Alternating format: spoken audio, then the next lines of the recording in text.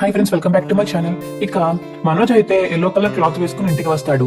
ఏంట్రా ఈ వేషం అని బాలు అడుగుతుంటే ఇది దీక్ష అని చెప్పేసి మనోజ్ అంటాడు.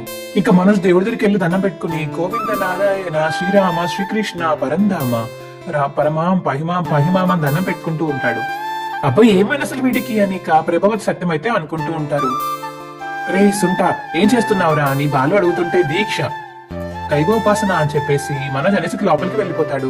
ఏమైంది వీడికి అని బాలు అంటుంటే అదేంటి నన్ను ఎక్కిస్తున్నాడు ఏంటి వీడు అని ప్రభావతి అంటుంటే పైగా నేను మాత అన్నాడు, ఇంకా నయం నాన్న తాత అనలేదు అని బాలు అంటుంటే రే బాలు, వాడి సంగతి పక్కన పెట్టు, ఈ హుండి గురించి చెప్పరా. రోజు కొంత ఆదాయం తీసి హుండిలో వేస్తాం నాన్న. ఆయన 2 కార్ల వల్ల వచ్చిన లాభం, నా పూలలో మిగిలిన లాభం రెండు ఇందులో పొదుపు చేస్తాం మామయ్య. ఏంటి ఆ చిల్ల డబ్బులు అందులో వేస్తారా? రూమ్ కట్టడానికి 25 ఏళ్ళు పడుతుంది. ఇలాగే కలగనండి అని ప్రభావతి అంటుంటే కలలో కలాలని రెహమాన్ ఎప్పుడో చెప్పాడు అని బాలు అంటుంటే అది చెప్పింది అబ్దుల్ కలాం గారురా. ఓహో అవునా నాన్న, సరే ఆయన చెప్పినట్టే కలలు కంటాను, ఆ కళలు నిజం చేస్తాను. నువ్వు కష్టపడి ఇల్లు కట్టావు, నేను కష్టపడి పైన రూమ్ కడతాను అని బాలు అంటాడు. నాన్న నీ చెయ్యి మంచిది కాబట్టి ముందుగా నువ్వే ఫస్ట్ గా బోనీ చెయ్యి అని చెప్పేసి బాలు అంటుంటే ఆగాదు నాన్న, మా కష్టార్జిత ఇల్లు కట్టాలనుకుంటున్నాం కాబట్టి మా డబ్బులతో నీ చేతులతో వెయ్యి నాన్న అని బాలు డబ్బులు ఇచ్చిక సత్యంకి ఇస్తాడు. నువ్వు రా అని చెప్పేసి ప్రభావతిని సత్యం పిలుస్తుంటే వాడు పిలిచాడా? అయ్యో నేను పిలుస్తున్నాను కదా రా ప్రభా, నువ్వు రావా అని సత్యం అంటుంటే నేనెందుకు, మంచి కార్యక్రమం మొదలు పెట్టినప్పుడు మంచి మనసుతో ఆశీర్వదించాలి, అంతే కదా నాన్న, ఇంకో అని చెప్పేసి డబ్బులు వేస్తాడు సత్యం. నువ్వేమన్నా నిలువు తోపుడు ఇస్తావా అని బాలు అడుగుతుంటే రే నా కథల జోలికి నగల జోలికి రాకురా నువ్వు అని చెప్పేసి ప్రభావతి అంటుంటే నగలు మింగింది ఆ చొక్కా లేనోడే అని చెప్పేసి బాలు అంటాడు. అప్పుడే రోహిణి వస్తుంది. ఏంటది డొనేషన్ బాక్స్ లో ఉంది అని రోహిణి అంటుంటే ఇది హుండి, పైన రూమ్ కట్టడానికి ఇందులో డబ్బులు పొదుపు చేయాలి అనుకుంటున్నాము అని మీనా అంటుంటే ఇందులో డబ్బులు దాచడం కష్టం కాదు కానీ దీన్ని ఎక్కడ దాచాలన్నది కష్టమైన విషయంలో అనిపిస్తుంది. ఐడియా, రే చొక్కా లేనోడా అని బాలు అంటుంటే ఇప్పుడు ఆయన ఎందుకండి అని మీనా అంటుంది. దొంగ చేతిలో తాళం పెడితే దొరికిపోతాడేమోనని దొంగతనం చేయకుండా ఉంటాడు కదా, అందుకని ఇది వాడి చేతిలోనే పెడతాను అని బాలు అంటుంటే రే నువ్వు మళ్ళీ కొత్త పంచాయతీ పెట్టకరా, అది నీ గదిలోనే పెట్టుకో, అప్పుడు అమ్మేవాడికి తీసిస్తుంది నాన్న, రే నా జోలికి రాకు అని ప్రభావతి అంటుంటే అవును ఇప్పుడు వాడు వేసుకున్న గెటప్ కి ఇది బాగా సూట్ అవుతుందని అడుక్కోవడానికి పోయినా పోతాడు, మన గదిలోనే పెడతాను అని బాలు అనేసి వెళ్ళిపోతాడు. మీ ఆయన మా ఆయన గురించి చాలా ఎక్కువ మాట్లాడుతున్నారు అని రోహిణి అంటుంటే మా ఆయన మీ ఆయన ఎందుకలా అన్నారో గదిలోకి వెళ్ళి మీ ఆయన చూడు నీకు తెలుస్తుంది వెళ్ళు అని మీనా అంటుంది. ఇక రోహిణి అయితే పైకి వెళ్ళి తలుపు ఓపెన్ చేస్తుంది. మనోజ్ ధ్యానంగా మంచం మీద కూర్చుని అంటాడు. మనోజ్ ఏమైంది ఇలా ఉన్నావు?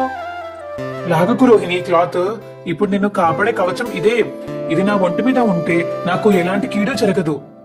నీ తలకేమైనా దెబ్బ తగిలిందా? ఎందుకు ఇలా మాట్లాడుతున్నావు? నీకు అసలు విషయం చెప్పలేదు కదా రోహిణి, చెప్తానుండు అని ఇక జరిగిందంతా చెప్తాడు రోహిణికి. త్వరలో నీకు పెద్ద ఆపద రాబోతుందని స్వామిజీ చెప్పాడు, అందుకని ఈ క్లాత్ ఇచ్చాడు, వేసుకుని వచ్చాను ఇంటికి, ఇది వేసుకుని ఉండాలంట అని చెప్పేసి ఇక మనోజ్ చెప్పడంతో అయ్యో మనోజ్ కాస్త అయినా బుర్ర పెట్టి ఆలోచించు, నువ్వు చదువుకున్న వాడివి కదా, ఎందుకు ఇలాంటివన్నీ నమ్ముతున్నావు? ఎడ్యుకేషన్ కి స్పిరిచువాలిటీకి సంబంధం లేదు రోహిణి, నువ్వు ఎప్పటికీ మారుతావో ఏంటో. మారిపోయాను రోహిణి, ఆ జ్యోతిష్యుడు చెప్పిన తర్వాత నేను మొత్తం మారిపోయాను రోహిణి, అందుకే నా చుట్టూ ఉన్న వాళ్ళని నమ్మాలి అనుకోవట్లేదు. అంటే నన్ను కూడా నమ్మవా మనోజ్? నేను ఇప్పుడు ఆ విషయం ఖచ్చితంగా చెప్పలేను, కానీ ప్రస్తుతానికి మాత్రం నేను అందరితో జాగ్రత్తగా ఉండాలి అనుకుంటున్నాను. నీ సమస్య నీ భయం మనోజ్, భయం లేనివాడు భద్రంగా ఉండలేడు, అందుకే అతను చెప్పిన బట్టలే వేసుకోవాలనుకుంటున్నాను అని మనోజ్ అంటుంటే సర్లే నేను చెప్తే నువ్వు వినే పరిస్థితుల్లో లేవు కదా, నీకు నచ్చింది నువ్వు చేసుకో, ఇక నుంచి నేను మండే షోరూమ్కి వస్తాను, అంతవరకు నువ్వే చూసుకోవాలి అని చెప్పేసి మనోజ్ అంటుంటే వాళ్ళ అమ్మ అప్పుడే వెళ్తుంది. ప్రభావతి పక్క నుంచి అమ్మ అని పిలుస్తాడు. ఇక మనోజ్ ఏంట్రా ఒకసారి లోపలికి రా అమ్మా, ఏంట్రా నువ్వు రా అమ్మా, రా ఏంటో చెప్పవే అమ్మా, చూడమ్మా 7 రోజులకి 7 రంగుల చొక్కాలు అని మనోజ్ అంటాడు. నీ వాళ్ళ ఎంత తెలుస్తే ఏంట్రా, మలేషియా నుంచి మీ నాన్నగారు పంపించారు ఏంటి అని ప్రభావతి అంటుంటే లేదా అంటే మీ అబ్బాయి కొన్నాడు. అవునమ్మా, నిన్ను రోజుకో 2 చొక్కు చెప్పున వేసుకోవాలి అనుకుంటున్నాను, ఒకసారి నీకు చూపిద్దామని పిలిచాను. ఒరే నువ్వు మరీ స్కూల్ పిల్లల్లా మారిపోతున్నావురా, రోజు రోజుకి ఏంట్రా ఇది? నా చుట్టూ ఉన్న వాళ్ళ వల్లే నాకు ఆపద పొలిచి ఉందని ఆ జ్యోతిషుడు కూడా చెప్పాడు, అందుకే రోజుకొక రంగు చొక్కా వేసుకుందామని అనుకుంటున్నాను. అయ్యో అనవసరంగా వీడి మీద డబ్బులు పెట్టానే. నువ్వు అంత డబ్బులు పెట్టావు కాబట్టి నేను అన్ని డిగ్రీలు చదువుకున్నానమ్మా, ఇప్పుడు బిజినెస్ చేస్తున్నాను. కానీ నేను ఇలా బిజినెస్ చేసి ఎదగడం నా చుట్టూ ఉన్న వాళ్ళకి ఇష్టం లేదు. అందుకే నాకు దిష్టి తగులుతుంది. అందుకే జ్యోతిష్యుడు చెప్పిన మాటల్ని విందాం అనుకుంటున్నాను. ఒరేయ్, రకరకాల డిగ్రీలు చదివి చివరికి రకరకాల బట్టలు వేసుకుంటున్నావు, ఏంట్రా అని తెలివితేటలివి అని ప్రభావతి అంటుంటే ఇందులో తెలివితేటలకి సంబంధం ఏముందమ్మా? మనం కేవలం మనుషులం, నిమిత్త పాత్రులం. మనకు మించిన శక్తి ఏదో ఉంది, అదే మనల్ని కాపాడుతూ ఉంటుంది అని మనోజ్ అంటుంటే ఉఫ్ అని చెప్పేసి ఇక ప్రభావతి మన రోహిణి అనుకుంటారు.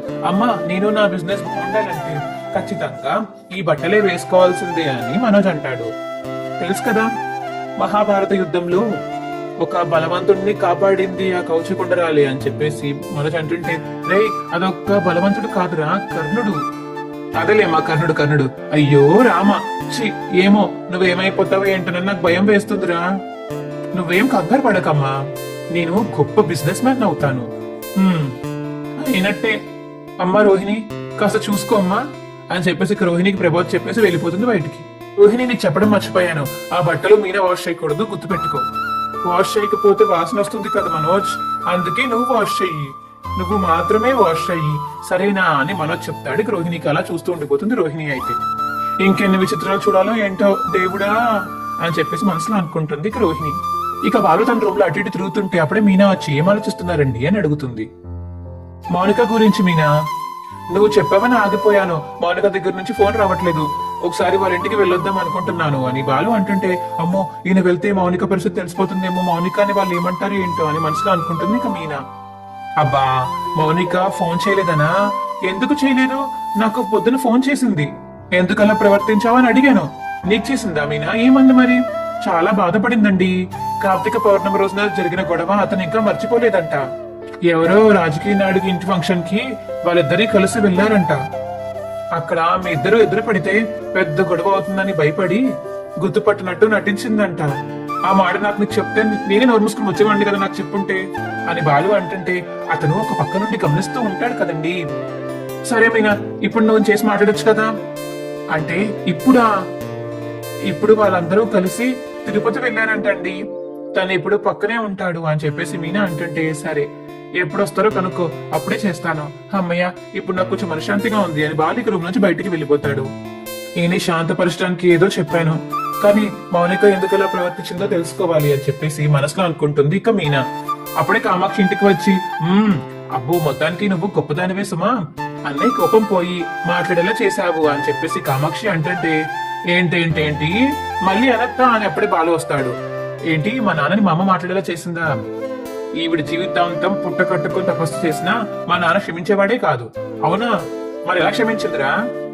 మా షీలా డార్లింగ్ ని నేను పిలిపిస్తే వచ్చి ఇద్దరితోనూ మాట్లాడి కలిపి వెళ్ళింది అని చెప్పేసి బాలు అంటాడు. మరి మీ అమ్మేంట్రా, మీ నాన్న ఏదో వెంటపడి బతుకులాడుకుని బొజ్జగించి గెడ్డం పట్టుకుని మరీ మాట్లాడమని అడిగారని చెప్పింది. మా అమ్మని వదిలేస్తే భారతదేశానికి స్వతంత్రం తన వల్లే వచ్చిందని చెప్తుంది అత్త. ఊడి పడేలు ఎందుకు వదినా, మొత్తం ముందు తగ్గానని చెప్తే ఏం పోతుంది నీకు? దేవతలాగా అత్తగారు వచ్చి కలిపితే ఆవిడ పేరు చెప్పకపోగా నీ అందం చూసే, నీ గ్లామర్ చూసే అన్నయ్య వెంటపడి మాట్లాడినట్టు చెప్తున్నావు అని కామాక్షి అంటుంటే అప్పుడే సత్యం వస్తాడు. కానీ జన్మకి ఇంతేనమ్మా, అస్సలు మారదని అర్థమైపోయింది, అందుకే క్షమించి వదిలేశాను అని సత్యం అంటుంటే, అందరు ఇక్కడే ఉన్నారా మనోజ్ అన్నయ్య నీక రవి శృతి వచ్చి పిలుస్తారు. ఇప్పుడు బాలెందుకు రవి అని మీనా అంటుంటే, మళ్ళీ వాడే మింగి చచ్చాడు రా అని కామాక్షి అంటుంది. నువ్వు నా రూట్లోకి వచ్చావత్తా అని బాలు అంటుంటే, అందరికన్నా ముందు వీళ్ళు గుట్టు నాకే తెలిసిపోతుంది కదరా అని కామాక్షి అంటుంది. రే, ఇంతకు ఆ రగల్ మింగులో ఎందుకు పిలిచారో లేచిపోయినోడా అని బాలు అంటుంటే, అబ్బా అన్నయ్య నల్ల భీమా అనొచ్చు కదన్నయ్య అని చెప్పేసి రవి అంటాడు. లేచిపోయిన నల్ల భీమా అని బాలు అంటుంటే, రే నైటీ మర్చిపోయావురా అని కామాక్షి అంటుంటే, లేచిపోయి నైటీ లేసుకున్న నల్ల భీమా అని బాలు అంటుంటే, అబ్బా అత్త నువ్వు అనేదో కలిసిపోయావా అని రవి అంటాడు. రే, వాళ్ళు కూడా వచ్చారు గాని అసలు విషయం ఏంటో చెప్పు అని సత్యం అంటాడు. మా రెస్టారెంట్ వాళ్ళు ప్రతి సంవత్సరం ఒక ఈవెంట్ చేస్తారు. ఈ సంవత్సరం బెస్ట్ కపుల్ కాంటెస్ట్ పెట్టబోతున్నారు. అంటే ఏంటి రవి అని మీనా అంటుంటే, అంటే ఆదర్శ దంపుల పోటీ అన్నమాట. ఓహో, ఇంట్లో చాటలు పీటలతో తన్నుకు చచ్చిన ఆ పోటీకి వెళ్లేసరికి ఒకరి కోసం ఒకరు పుట్టినట్టు తెగ నటిస్తారే, ఆ పోటీనా అని కామాక్షి అంటుంటే, ఇంచుమించు అలాంటిదే అని శృతి అంటుంది. మన ఇంట్లో 4 జంటలు ఉన్నారు కదా, అందుకే ఫార్మ్స్ తీసుకొచ్చాము. అంటే మీ అమ్మ నాన్న కూడా ఈ పోటీలో పాల్గొనొచ్చా అని కామాక్షి అంటుంటే, పాల్గొనొచ్చు అని చెప్పేసి శృతి అంటుంది.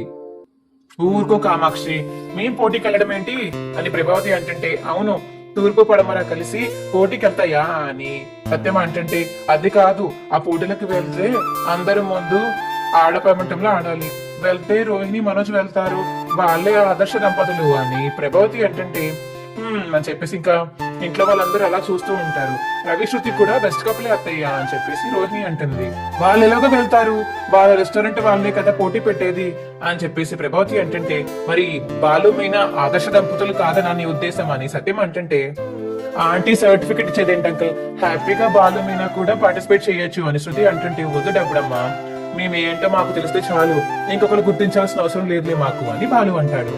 అది కాదు వాడు ప్రాబ్లం, వాళ్ళు అడిగే ప్రశ్నలకు వీళ్ళు జవాబులు చెప్పలేరు కదా, అందుకని అని చెప్పేసి మనోజ్ అంటుంటే, ఏం అడుగుతారు, ఫర్నిచర్ షాప్ లో నుంచి 4 లక్షలు ఎలా అని చెప్పేసి మీనా అంటుంటే, ఆగాగు మీనా, అదే పోగొట్టుకోవచ్చని అడుగుతారా, వాళ్ళు ఇచ్చిన 4 లక్షలు మళ్ళీ వాళ్ళకే ఇవ్వడం ఎలాగో చెప్పమంటారా, ఆ 4 లక్షల కోసం ఇంట్లో నగల్ని ఎలా ఎత్తుకెళ్లొచ్చో అడుగుతారా అని మీనా అంటుంటే, ఇంట్లో వాళ్ళందరూ క్లాప్స్ కొడతారు. సిగ్గు సరం లేకుండా గుడి ముందు ఏ విధంగా ఆడుకోవచ్చో అని కూడా అడుగుతారు కదా, రే మూయిరా అని చెప్పేసి ఇక బాలు మనోజ్ని మోయమంటాడు. అబ్బా ఈ గొడవలన్నీ ఎందుకు, శృతి ఆ ఫార్మ్స్ ఇవ్వు అని చెప్పేసి రవి ఫార్మ్స్ తీసుకుని, ఇదిగో ఇవి ఇక్కడ పెడుతున్నాను, ఎవరైనా ఇంట్రెస్ట్ ఉన్న వాళ్ళు పార్టిసిపేట్ చేయొచ్చు అని రవి అంటుంటే, రే ఇలాంటి చిన్న చిన్న కాంపిటీషన్స్ కి వెళ్తే నా స్టేటస్ పడిపోతుంది, more over I'm very very business man you know అని చెప్పేసి మనోజ్ అంటుంటే, అయ్యో అందరూ వస్తారనుకున్నానేమో అనుకున్నాను, ప్రైజ్ మనీ 1 లక్ష రూపాయలు కదా అని శృతి చెప్పడంతో, 1 లక్ష రూపాయలా అని ఇంకో ఇంట్లో అందరూ నోలో వెలగవేసుకుని చూస్తూ ఉంటారు. ఏరా మింగేస్తావా అని చెప్పేసి బాలు అంటాడు ఇక మనోజ్ ని. 1 లక్ష రూపాయలు అంత సులభంగా ఇస్తారే ఏంటి, ఎలాంటి పోటీలు పెడతారే ఏంటో, మన వల్ల కాదు కానీ పదమీనా అని ఇక బాలు మీనా పక్కకి వెళ్ళిపోతారు. ఇక మనోజ్ అయితే ఫామ్ తీసేసుకుంటాడు. అవును రోహిణి 1 లక్ష అని చెప్పేసి అంటే, ఒరే ఉత్త పేపర్ రా, 1 లక్ష కాదు మింగే ఎక్కువ అని కామాక్షి అంటుంది. 1 లక్ష రూపాయలా అని ప్రభావతి అంటుంటే, ఏ వదినా నువ్వు వెళ్తావా, భలే దానివే, మన వయసు ఏంటి, మనం వెళ్ళి తైతక్కడం ఏంటి అని చెప్పేసి ప్రభావతి అండంతో కామాక్షి అవుతుంది. రవి అని ఇంకా రవి శృతి రూమ్ లోకి వెళ్ళిపోతారు. ఇక మనోజ్ రోహిణి ఇద్దరు రూమ్ లోకి వెళ్ళి, మనం కూడా ఈ పోటీలో పార్టిసిపేట్ చేద్దామని చెప్పేసి మనోజ్ అంటాడు. ఇప్పుడే కదా మన స్టాండర్డ్స్ కి సరిపోదు, మనం వెళ్ళడం ఏంటి అన్నట్టు మాట్లాడావు కదా మనోజ్, ప్రైజ్ మనీ విన్నావు కదా, 1 లక్ష రూపాయలు రోహిణి అని మనోజ్ అంటుంటే, 1 గంట సేపు టైం స్పెండ్ చేస్తే వచ్చే డబ్బుల్ని వదులుకోవడం ఎందుకు, అక్కడికి ఎలాగో వెళ్తే మనం బెస్ట్ కపుల్ సెలెక్ట్ అవుతాము, సరదాగా అలా ఆడుతూ పాడుతూ వెళ్ళి డబ్బులు తెచ్చేసుకుందాము, ఏమంటావు రోహిణి, నువ్వు చెప్పేది బానే ఉంది మనోజ్, కానీ ఖచ్చితంగా డబ్బులు మనకే వస్తాయని గ్యారెంటీ ఏంటి, ఎవరితో మాట్లాడుతున్నావో తెలిసే మాట్లాడుతున్నావా రోహిణి, మనోజ్ ఇక్కడ అని మనోజ్ ఏంటంటే, 4 డిగ్రీలు చేశాను, పెద్ద పెద్ద కాంపిటీషన్స్ నే అవలీలక దాటుకుని వచ్చిన వాడిని, ఇది అసలు నాకు అసలు నా ముందు నథింగ్ అని చెప్పేసి మనోజ్ అంటాడు. మా వీడియో మీకు ఎలా అనిపించిందో కింద కామెంట్ సెక్షన్ లో తెలియజేయండి. మా వీడియో కనుక నచ్చితే మా వీడియోని లైక్ చేసి తప్పకుండా మా ఛానల్ సబ్స్క్రైబ్ చేసుకోండి, పక్కనే ఉన్న గంట సింబల్ మీద క్లిక్ చేయండి, అప్పుడే మేము చేసే వీడియోలు మీకు వస్తాయి. Bye friends.